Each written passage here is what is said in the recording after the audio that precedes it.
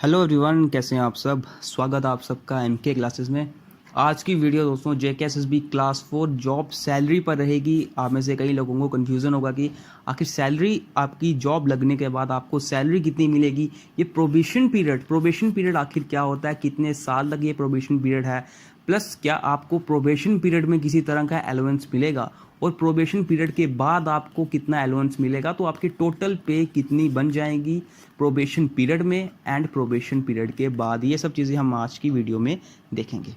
सबसे पहली चीज़ जो आपको पता होनी चाहिए, जब आपकी जेकेएसएसबी क्लास 4 की एडवर्टाइजमेंट आई थी वहाँ पर आपको आपका पे स्केल बताया गया हुआ था।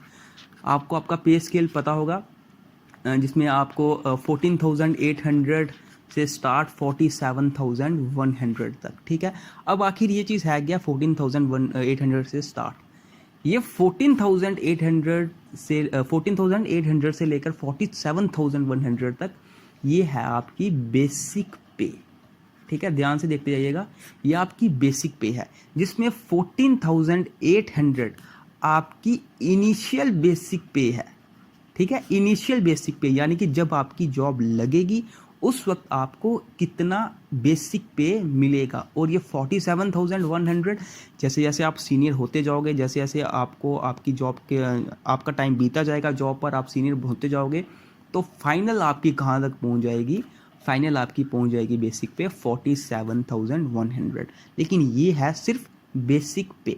ठीक है, अब बात आती है, आपने ये चीज़ सुनी होगी कि सबसे पहले जब आपकी जॉब लगेगी तो आपका एक प्रोबेशन पीरियड आएगा। आखिर ये प्रोबेशन पीरियड क्या होता है, ये चीज़ समझ लीजिए दोस्तों। ये प्रोबेशन पीरियड होता है एक किसी को भी, या अगर आपकी जॉब लगती है तो प्रोबेशन पीरियड आपको टेस्ट करने वाला पीरियड आता है। जब ये वो पीरियड होता है जब आपको टेस्ट किया जाता है कि आपको जो जॉब या फिर जो आपको पोजीशन दी गई है उसके लिए आप सुटेबल हैं कि नहीं, क्या आपकी परफॉर्मेंस उस जॉब के लिए, उस पोजीशन पर आपकी परफॉर्मेंस अच्छी है कि नहीं। ये आता है आपका प्रोबेशन पीरियड। और आपका प्रोबेशन पीरियड क्लास 4 जॉब के लिए आपको पता होगा कितना है, ये है 2 ईयर्स, 2 साल का प्रोबेशन पीरियड होगा। इस प्रोबेशन पीरियड में आखिर कितनी आपकी पे होगी, क्या कोई अलाउंस मिलेगा, ये हम चीज़ें देखते हैं। ठीक है, ड्यूरिंग प्रोबेशन पीरियड कितने साल का होगा आपका, जैसे आपकी जॉब लगती है 2 ईयर्स का प्रोबेशन पीरियड होगा। इसमें सबसे पहली चीज़ जो आपको 14,800 रुपीज़ जो आपको मिलेंगे ही मिलेंगे, जो आपकी बेसिक पे होगी। लेकिन इसके साथ साथ आपको मेडिकल अलाउंस भी मिलेगा। ठीक है, आपको मेडिकल अलाउंस भी मिलेगा और कुछ बहुत ही लिटल अमाउंट दोस्तों आपका डिडक्ट भी किया जाता है। लेकिन ये काफ़ी बहुत लिटल अमाउंट होता है जो आपका डिडक्ट किया जाता है। ये भी किसी वेलफेयर फंड के लिए होता है, तो ये बहुत ही कम होता है। इसको अगर आप मेंशन नहीं भी करो तब भी कोई प्रॉब्लम नहीं है। तो अगर आपका बेसिक पे और अलाउंस को देखकर पूरा किया जाए तो लगभग 16,000 तक आपकी आराम से पे, या 16,000 प्लस आपकी जो ड्यूरिंग प्रोबेशन पीरियड आपकी टोटल सैलरी हो जाएगी।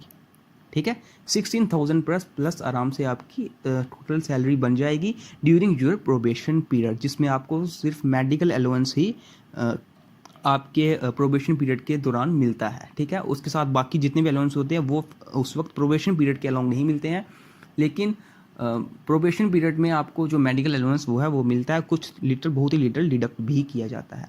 लेकिन अब बात की जाए कि प्रोबेशन पीरियड के बाद कितना अलाउंस मिलता है। ठीक है, ये चीज़ समझने वाली है। सबसे पहली चीज़, जब प्रोबेशन पीरियड के बाद आपकी जो बेसिक सैलरी होगी उसमें भी जो ईयरली इंक्रीमेंट जो होगा, ठीक है, वो चीज़, वो वाला अलाउंस तो आपको मिलेगा ही मिलेगा। मतलब एक जो आपकी बेसिक पे है 14,800, ये तो आपको मिलेगी ही मिलेगी। ठीक है, लेकिन अलाउंस में आपका HRA, अब ये HRA आखिर क्या है, ये HRA होता है दोस्तों आपका हाउसिंग रेंट अलाउंस। ठीक है, हाउसिंग रेंट अलाउंस जो आपको कितना मिलता है 16%, लेकिन सिर्फ और सिर्फ 2 डिस्ट्रिक्ट्स के लिए, जिसमें सबसे पहली डिस्ट्रिक्ट आती है Jammu and second district is Srinagar. In 2 districts के लिए आपको 16% HRA हाउसिंग रेंटल अलाउंस मिलता है। अगर बाकी जो डिस्ट्रिक्ट्स आ गई उसमें आपको मिलता है 8%, ठीक है। रेस्ट जितनी भी डिस्ट्रिक्ट्स आती है उनके लिए आपको 8% HRA मिलता है। इसके साथ आपको मिलता है डेरेंस एलोवेंस, ठीक है, जो लगभग 17% होता है, ठीक है। डेरेंस एलोवेंस आ गया, HRA आ गया, मेडिकल एलोवेंस आता है, जिसमें साथ ही साथ जो आपका एयरली इंक्रीमेंट होता है, ठीक है, एयरली इंक्रीमेंट जो हर साल आपकी पे बढ़ती रहती है, वो एलोवेंस सब मिलाकर आपकी जो टोटल यहाँ पर सैलरी बनती है ये यहाँ पर आराम से 22,000 प्लस आराम से पहुँच जाती है, ठीक है। 22,000 प्लस आपकी टोटल सैलरी आराम से पहुँच जाएगी अगर आपकी जम्मू या श्रीनगर में जॉब लगती है, वरना अगर कहीं और भी लगे तो आराम से 21,000 प्लस तक आपको मिल ही जाएगा, ठीक है। तो ये जो 14,800 है ये आपकी बेसिक पे बताई गई है, ठीक है। ये आपकी बेसिक पे है 14,800। यहाँ पर जब 2 साल बाद जैसे जैसे आपका प्रोबेशन पीरियड के बाद जैसे जैसे आप जितनी ज़्यादा आप सीनियर होते जाओगे, आपके उसी तरह से मेडिकल ये एयरली इंक्रीमेंट भी आपकी पे में होता जाएगा, और जितना एयरली इंक्रीमेंट होगा यानी कि जितनी आपकी बेसिक पे बढ़ती जाएगी उसके अनुसार ही आपको DA भी इंक्रीमेंट होता जाएगा। यानी कि रहेगा तो ये 17% ही, लेकिन सपोज करो पहले आपकी जॉब 14,800 है, उसके बाद अगर 15,000 समथिंग हो गया, ठीक है, या 15-16,000 समथिंग हो गया, तो इसका 17% अब आपको बाद में प्रोबेशन पीरियड के बाद में मिलना स्टार्ट हो जाएगा। ये एयरली इंक्रीमेंट पर कि कितने साल आपकी जॉब रहती है, कितने साल आप जॉब करते जाते हैं, ये उस पर डिपेंड करेगा। तो जैसे जैसे आपकी बेसिक पे इंक्रीज़ होती जाएगी आपके लिए आपका HRA DA ये सब भी इंक्रीज़ होता जाएगा, ठीक है। तो आप आराम से देख सकते हो यहाँ पर कि ड्यूरिंग प्रोबेशन पीरियड आराम से आपको 16,000 प्लस आराम से मिलेगा, एंड प्रोबेशन पीरियड के बाद 21,000 प्लस भी आपको आराम से मिल सकता है, 22,000 प्लस भी आराम से हो सकता है ये अगर जम्मू या श्रीनगर में आपकी जॉब लगती है, ठीक है। अब यहाँ पर हम बात करते हैं कि क्या आपको किसी तरह का यहाँ पर आपके लिए किसी तरह की प्रमोशन होगी कि नहीं, ठीक है। तो हाँ बिल्कुल प्रमोशन आपकी ज़रूर होगी। क्यों, ये किस बेसिस पे होती है, आपको ये चीज़ समझने की ज़रूरत है।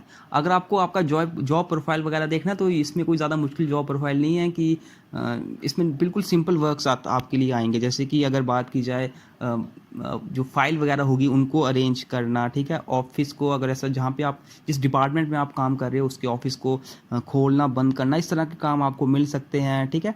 तो इसमें काम में आपको कोई प्रॉब्लम, मतलब जॉब प्रोफाइल में आपको इतनी कुछ प्रॉब्लम नहीं आएगी। लेकिन क्या प्रमोशन में जो मेन चीज़ है कि क्या आपको प्रमोशन इस जॉब में मिलेगा कि नहीं, तो ये दोस्तों डिपेंड करता है कि आप में स्किल्स कैसे हैं। सबसे पहली चीज़, प्रमोशन पाने के लिए आपको आपकी स्टडीज़ बंद नहीं करनी है। कुछ ऐसे सब्जेक्ट्स होते हैं दोस्तों जहाँ पे आप आराम से उन सब्जेक्ट्स को पढ़ के भी आपकी प्रमोशन हो सकती है, और कुछ स्किल्स होते हैं जो मैं ज़रूर बोलूँगा कि अगर वो स्किल्स अगर आप में हो तो प्रमोशन होने के चांसेस काफ़ी ज़्यादा होते हैं। सबसे पहली चीज़, आपको स्टडीज़ आपकी बंद नहीं करनी है। चाहे जॉब मिल भी जाए उसके बाद कोशिश करते रहेगा कि अगर कुछ ना ही सही तो मैथ्स और रीजनिंग, ठीक है, मैथ्स और रीजनिंग पर आप रोक मत लगाइएगा।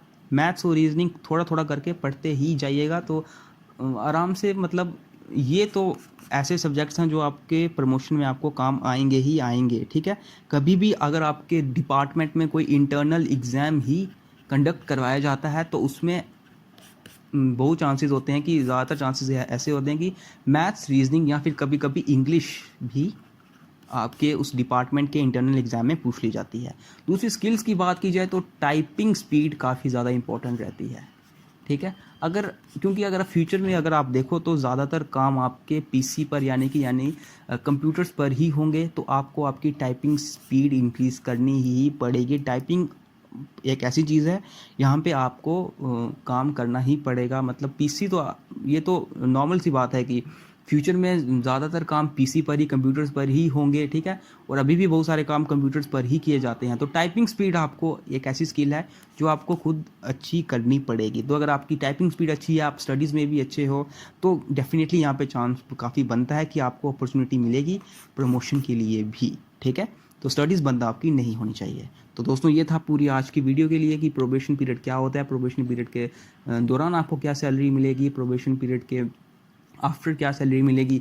यहाँ पर भी जो मैंने बताया कि डिडक्ट जो है वो होता है, लेकिन वो डिडक्ट काफ़ी कम होता है, उस पर आपको ध्यान देने की इतनी खास ज़रूरत नहीं है। तो ये तो आज की वीडियो के लिए था। मुझे भी था आपको आज की वीडियो पसंद आई होगी। अभी हमारे चैनल पर दोस्तों अगर क्लासेस की बात की जाए, अभी हमारे चैनल पर JKSSB जूनियर असिस्टेंट के लिए क्लासेस चल रही हैं, जिसके लिए आप सबको पता है कि आपकी टाइपिंग टेस्ट इसके लिए बोल दिया गया है कि 11 अक्टूबर के बाद आपके जूनियर असिस्टेंट के लिए स्टेनोग्राफर के लिए आपके टाइपिंग टेस्ट कंडक्ट करवाए जाएंगे। तो आपके टाइपिंग टेस्ट के बाद आपको देखा जाए तो ज़्यादा से ज़्यादा 1 मंथ या फिर 1-1.5 महीने का ही समय मिलेगा। उसके बाद आपके जो रिटन टेस्ट होगा वो कंडक्ट करवा लिया जाएगा, ठीक है। तो अपने मैथ्स पर, रीजनिंग यानी कि न्यूमेरिकल एबिलिटी पर अच्छी तरह ध्यान रखो, इंग्लिश पर, कंप्यूटर एप्लीकेशन यानी कि नॉलेज ऑफ कंप्यूटर है, and general awareness with special reference to Jammu and Kashmir. यही 4 टॉपिक्स है। इसके लिए मैंने आपको पहले ही बोला कि अगर आप 80 में से 70 प्लस तक का स्कोर करते हैं तभी आपके चांसेस बनेंगे कि आपको जूनियर असिस्टेंट के लिए जॉब मिले, ठीक है। क्योंकि अब जो लेवल है स्टूडेंट्स का, उसमें आप ये सोच के नहीं चल सकते हो कि अगर आप 50 तक स्कोर करो तो आप ये समझ के नहीं चल सकते हो कि आपका मेरिट लिस्ट में नाम आएगा। कम से कम 70 प्लस का आपको अच्छा अटैम्प्ट करना पड़ेगा। 70 प्लस तक आपके का मैक्सिमम क्वेश्चंस ठीक होने चाहिए, ठीक है। तो आज की वीडियो में इतना ही। मिलते हैं आपसे नेक्स्ट वीडियो में। नेक्स्ट वीडियो में हम स्पीड, डिस्टेंस एंड टाइम का जो नेक्स्ट पार्ट होगा हमारा, उस पर जो रिलेटिव स्पीड के अंडर आएगा उसको हम कंप्लीट करेंगे। मिलते हैं आपसे अब नेक्स्ट वीडियो में।